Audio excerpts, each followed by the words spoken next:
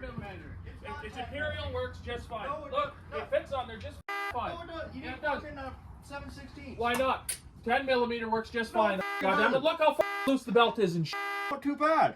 We gotta fix that. Your oil dipstick is dry. That needs to go in there today. And we're using Imperial. Does it look like it's going in there today? Yeah, it is. We got 24 hours to figure this out. We're doing we it don't. today. Oh, hey.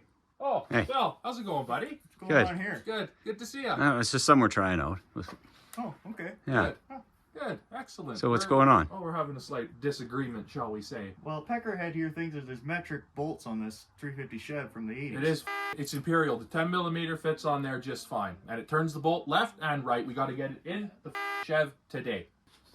Anyways, you guys just met Peckerhead here. This is Yeah, Mateo. I'd see the guy who actually knows what he's talking The about. guy that I actually own this doesn't whole know. shop. No, you don't. I built all these vehicles from the ground up. You see that thing right there? His name's Frank. I built him from the ground up. No, you I didn't. did all the work on that. No, you didn't. Yeah, I did. How about this? One swift kick, boom, right there. One In. swing, quick, boom, right Yeah, there. that also works. I'm Dino. I'm usually the mechanic here. This is all my This is my garage. I build most of the I help most of them with everything. They can figure it out on their own for now on in the videos, but that's how it goes. Kylie learned she has a bad alternator in her truck today. That was you.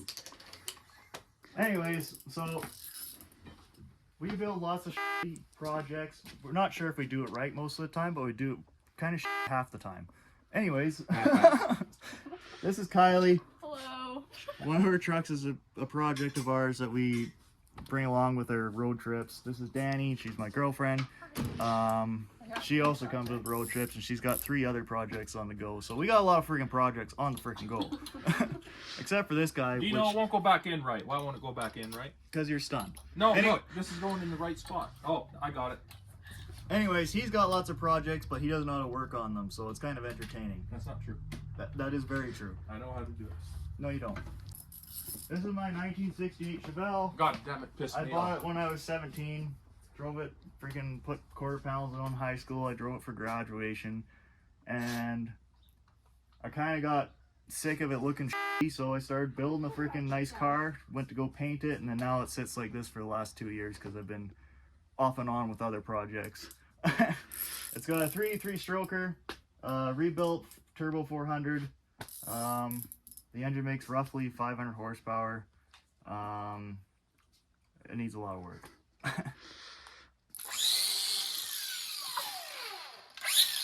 Let's not. Yeah, let's do it right now.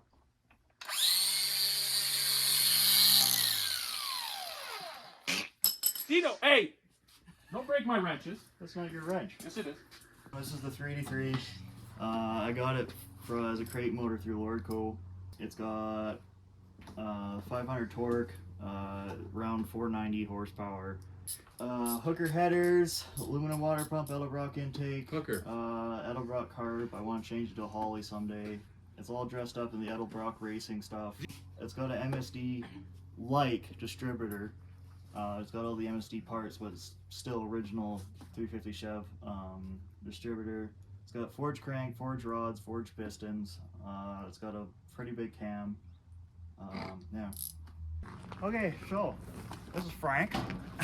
It's a mixture of several different freaking vehicles. It is my main daily driver. It's got a 7.3 IDI turbo and it literally a year only engine. It's got a Dana 60 front end that I got out of an 88 Ford F350 one-ton dually. The front bumper is a railway tie that my cousin and I went and got off out in the middle of nowhere. I have had this cab since I was 13. I'm now 25, so I've had it for a few years. That's a propane tank.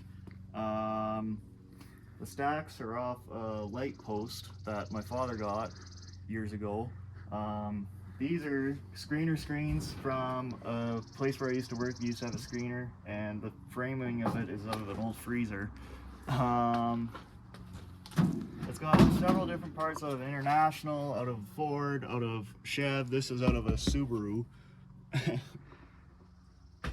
built all this on my own. The wiring is a little bit finicky. I gotta clean it up a bit, but This is a box extension off of a Fargo that I found in the bushes. A buddy and I went and pulled that out of the bushes. This is off of a 71 Dodge step side, I believe. It was lit on fire. The person didn't want it anymore, so I got passed to my girlfriend's dad, and my girlfriend's dad just says, "Here, I don't want it. I don't want to fix it."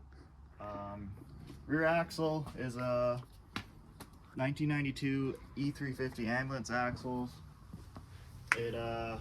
We drove about 3 hours to go get that.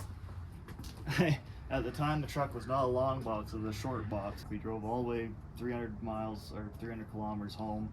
The thing was all cockeyed sideways. The box was all tilted. It was funny looking with the axle in the back. 1965 International Scout taillights. 1966 International Scout rear bumper. I think that was custom, but it's not an original one. Found that on the side of the highway. There's a good find, that one. The whole base of the truck is on a 1994 F250 chassis that I drove it for about 3 years before I tore it apart. It was all rusted out. Yeah, that's about it. This is a 1995 Ford F-150 4x4. It's got a 351 in it. I discovered this morning that it has a bad alternator. This is one of the ongoing projects. It's filled with rust. Rust everywhere. The whole thing's a goddamn rust bucket. It's got a not so dry box. I'm gonna put some different tires on there. This will probably be on the channel relatively consistently, I'd say. It's bone stock. There's absolutely nothing to write home about it. It's a piece of shit, but it works, and that's about it.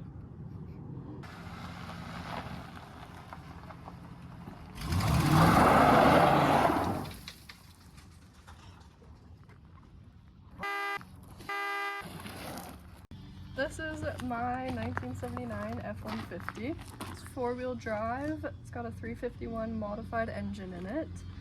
When we got this truck, I found it in an old guy's yard, essentially, and it had been sitting for like 15 years or something like that.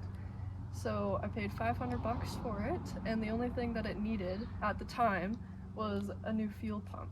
But in order to get it onto the trailer to my place, it was a bit of a shit show because we had to jimmy rig a jerry can as the fuel pump to get it started. And I wasn't actually there for the loading process, but Dino and Mateo did that for me, and they said it was a disaster, essentially. But this is it. I've put a lot of work into it recently. I put in fuel pump, rebuilt the carburetor. I've had to change over the power steering pump like 3 times now because for some reason it keeps failing. On the inside, it's all pretty clean. I redid the roof so it was velvet, really honing in the 70s era.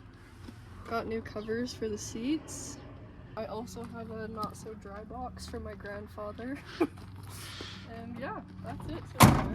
This right here, this is our production truck. We probably won't see much of this, but when we do, it might be a shit show. Usually when this thing's involved in a shit show, it's a real shit show. This is our camera guy's truck, so we don't talk about it until it's an issue. This is my 97 Grand Cherokee. I had this thing since I was 15. I paid $800 for it.